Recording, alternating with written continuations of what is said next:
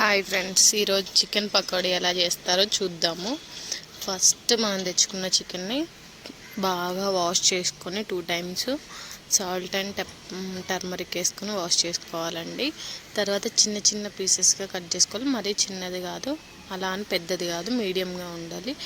అలా కట్ చేసుకున్న దాంట్లో 1 టేబుల్ స్పూన్ అల్లం పేస్టు, 1 టేబుల్ స్పూన్ ఉప్పు, 1 టేబుల్ స్పూన్ కారం, 1 టేబుల్ స్పూన్ ధనియాల powder, 1 table spoon masala and కొత్తిమీర. కరివేపాకు ఉంటే కరివేపాకు కూడా కట్ చేసి చిన్నగా వేసుకోవచ్చండి. వేసుకొని అన్నీ బాగా ముక్కలకి పట్టేలాగా మిక్స్ చేసుకోవాలి. మసాలా అనేది ముక్కలకి మంచిగా పట్టాలి.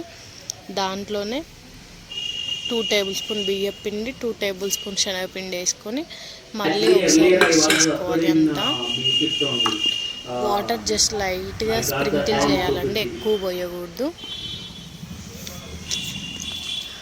ఆ మిశ్రమాన్ని ఒక 2 to 3 hours, మినిమం 3 hours పెట్టాలండి. ఏమన్నా అర్జెన్సీ అయితే ఒక 1 hour పెట్టుకోవచ్చు, లేకపోతే నైట్ అంతా ఫ్రిడ్జ్లో పెట్టుకుంటే ఇంకా మసాలాలు ముక్కకు బట్టి చాలా బాగుంటుంది టేస్ట్.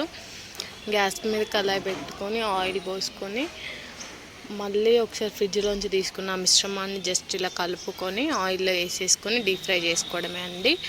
కానీ మెయిన్ థింగ్ ఏంటంటే గ్యాస్ మాత్రం కంపల్సరీ సిమ్లోనే ఉండాలండి.